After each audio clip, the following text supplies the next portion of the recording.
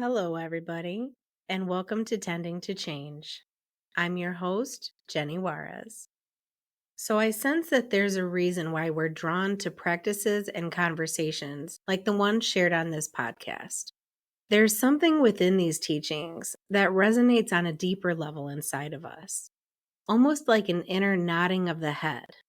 Or maybe it would be more accurate to say a nodding of the heart. Our intuition whispers, yes, I feel the truth of this. Whether it came to us as a sudden jolt of awareness or it's been a slow, subtle shift, we've each experienced an awakening. The veil of ego lifted, even if only for a moment, and it shifted our perspective. And now, as though we're being tugged by our own hearts, we find ourselves on a quest. But a quest for what? Truth? Love? God? Happiness? All the above? We aren't sure, and yet we're compelled forward by a longing that we don't understand. We become a seeker. Whether or not we've put words to it, we've been searching for something real, something that lasts in this constantly changing world, something that we can hold on to when the going gets tough. Our journey takes us through many challenges and adventures as we search everywhere outside of us for what we're looking for. We might find fleeting moments of it here or there, but it never seems to last. We strive for fulfillment in our careers, our relationships, our physical appearance, our knowledge or expertise. In so many ways, we strive to fill this bucket that always seems to have a leak at the bottom. And once we've exhausted all these possibilities without success, we eventually begin our journey inward toward the source of the tugging. This journey inward, this path of the heart, it takes many forms. Some might call it a spiritual journey or a healing journey. They might call it inner work or something else. It's both entirely unique to each individual and yet strikingly similar. It's a journey of self-recognition, of knowing the self more deeply, authentically, without the overcast of our storylines and our confusion, our limited ego self. When we experience a moment of awakening, it's a wordless understanding of the oneness we share with all of life. It's a deeply felt presence of true love and completion, and we long to return to that feeling of wholeness, that feeling of home, or at one-ment. It's not that this life isn't real. It is. And it's important that we both acknowledge and honor our life stories. We are human beings having a very real human experience. And also, we come to realize that there's an unchanging essence that exists both beyond and within our human experience. We're both physical and energetic, form and formless. Part of this journey is reclaiming this forgotten aspect of life, the primordial mystery, and then integrating it back into our everyday reality. The Sanskrit word spanda translates to English as the sacred tremor. It's the creative pulsation, or the vibration of consciousness. It is this ebb and flow, expansion and contraction of the form and formless. It's the quantum energy switching from wave to particle to wave in an endless dance. This is what I mean by us knowing ourselves more deeply. We touch that space of eternality within our hearts. We reunite our small self to our true self, the individual consciousness with the universal consciousness, and we become co-creators with life. We become active participants of our life instead of only passive observers. How many different ways to say the same thing, and yet all the descriptions of this yoga, this divine union, will always fall short of naming the actual experience. Perhaps the closest we can come to grokking it is through art, through poetry, through the sacredness of witnessing birth and death.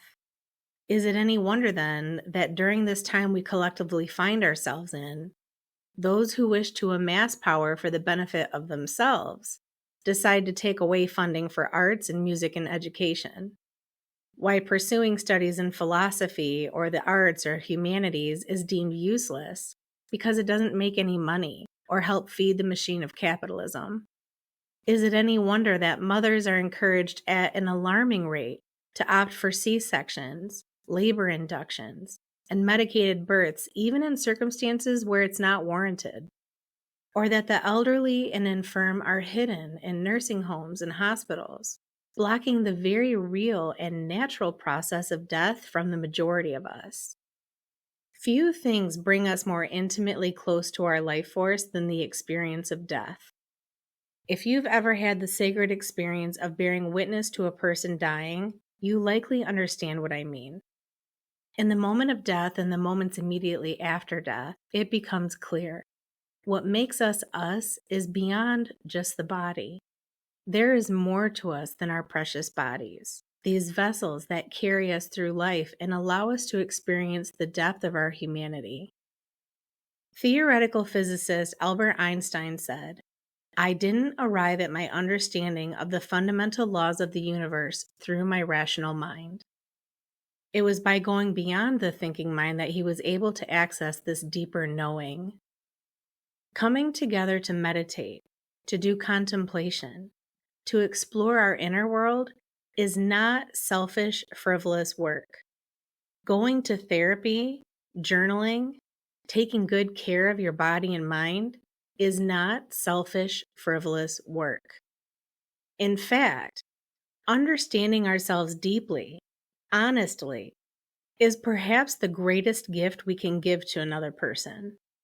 The work we do on ourselves directly impacts the world around us.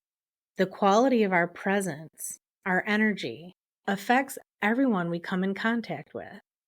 Don't believe me? Consider how easy it is to sync up with the emotions or energetic state of the people you live with, or even the people you work with. I mean, I see this immediately evidenced in my own home. My energy sets the standard and the tone for the energy in the household. If I'm in a crappy mood or I'm feeling anxious about something, I start to get snappy. And then I notice my kids start to get snappy. My husband starts to get snappy. The whole energy of the house feels weighted down and overcast. It becomes like an energetic stew that we're all swimming in together. Likewise, if I'm more uplifted, more joyful, playful, confident, I start to see that reflected back to me in the people around me. And it doesn't just stop in the house, because each of us goes out into the world and we make contact with coworkers and classmates, peers and friends, and even strangers. And the energy that we put out into the world has a ripple effect. What we do matters. We are collectively creating culture every day. And culture is what imagines our world and the structures of society. It's based on the collective beliefs and values that we hold. It's based on what we think is important, what matters to us. So looking around at the institutions and the cultures and the developed areas of the world right now, what seems to matter the most is material wealth, self-protection, power, and we are all co-creating that reality together. We're also witnessing the results of that reality: ecological devastation, mass deforestation, extinct species, polluted air, water, and land, mass homelessness and starvation, endless war, rampant gun violence, unrestrained greed, disease. This is the shadow reflection of our collective obsession with more, me, and mine. So as we do our own inner work of noticing our mind states, our emotions, and our bodily sensations, as we heal our wounds of abandonment or not good enoughness, and we let go of our limiting beliefs, we cultivate inner spaciousness. We open ourselves up to the possibility of new storylines, new ways of defining who we are and what kind of life we want to experience, what kind of world we want to live in. We begin to create a new energy that creates a new culture. We gain access to a deep well of creativity and inspiration. and we can imagine solutions that we've never considered before. And eventually, all this journeying inward does a kind of about face, and we begin to bring the wisdom outward. We see the outside world as a reflection or a continuation of our inner world, and the beings outside of us as a part of us. Our relationship to ourselves and to the world around us is transformed. We realize that the harm we do to others, we also do to ourselves. And likewise, we benefit from the loving kindness we put out into the world. We also become deeply humble and grateful. Because, as Einstein said, we did not arrive at this understanding through our rational minds. It was thanks to the great beings, the teachers and guides, ancestors, loved ones, and spiritual friends who lovingly supported us in this journey. Those who provided breadcrumbs and teachings, those who provided the example or the inspiration. So then it becomes a question of, how do we give back? How do we reclaim our seat in this infinite cycle of receive and give? So before we settle in for practice, I'd like to leave you with this contemplation. What is your contribution to this radically reimagined world? What are your unique gifts and talents? What is yours to give? Okay, let's shift our attention to a meditation practice. This practice is inspired by a meditation that has been offered by Ram Dass. And we'll begin as we always do, by taking a comfortable and dignified seat. Expanding the back body with the in-breath. Gently toning the belly as your spine lengthens and elongates. Feeling rooted down through the sitting bones. Lowering your chin slightly and drawing the sides of the throat back. Feeling the neck lengthen up through the crown of the head. Resting the palms on your thighs. Perhaps bringing the tips of your pointer fingers and thumbs together in chin mudra. Gently closing the eyes if you haven't already. Welcoming the breath. In and out the nose. One breath after another. Finding a rhythm and a pace that feels balanced. Beginning to imagine the room in which you're sitting. Envisioning the space all around you, as though your eyes are looking down upon you from slightly above, slightly behind your body. Continuing to breathe in and out, feeling the Spanda, the sacred pulsation of energy within and all around you. Riding the waves of energy on the in-breath and the out-breath. Sensing the energy field that surrounds your physical form. Pulsing and undulating in rhythmic patterns. Now imagining that your form is beginning to expand, growing until it fills the entire room. Your form becoming so spacious that you easily slip between the atoms of the furniture, the walls, the ceiling. Breathing in, your form continues to expand, now holding the entire house or building within you. Becoming a container that holds the space of it all. Continuing to expand until you now contain your entire town or city. Noticing all the people, animals, the vegetation, the buildings, the cars that you now hold within your form.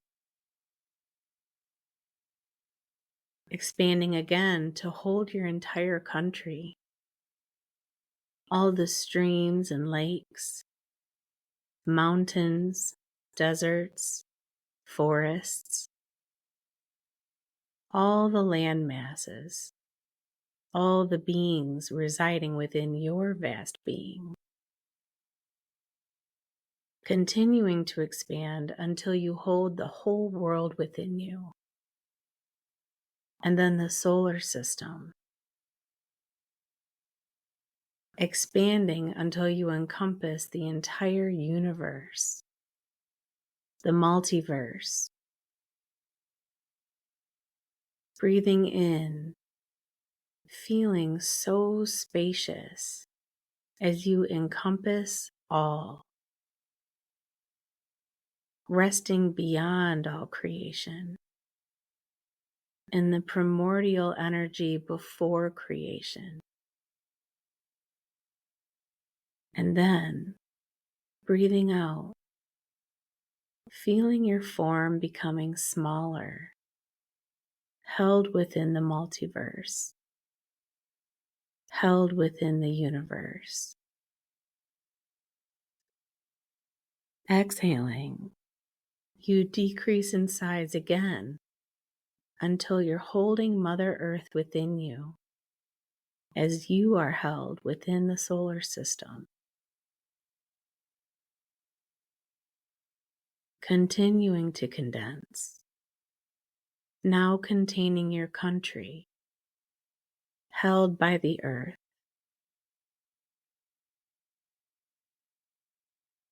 Breathing out, becoming smaller still as you contain your town or city, held by your country.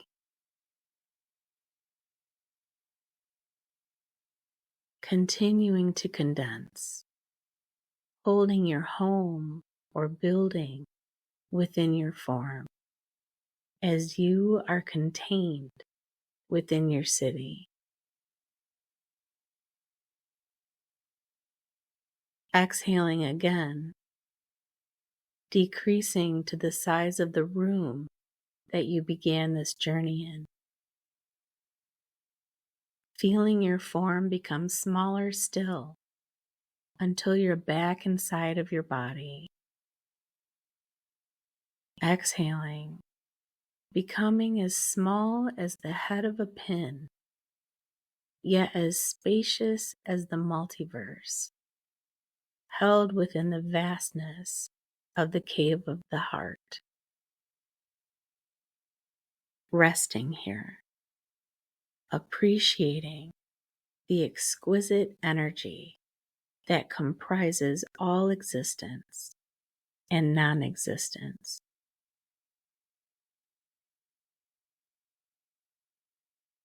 Breathing in, breathing out, expanding and contracting, manifesting and dissolving without beginning, without end. And as you're ready, gently lifting the gaze, opening the eyes.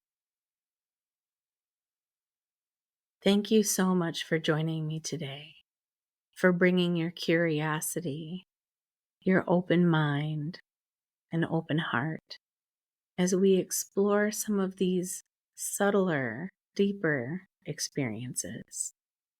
May what you receive be a blessing to you and to all you come in contact with. And until we meet again, take good care and have a wonderful rest of your day.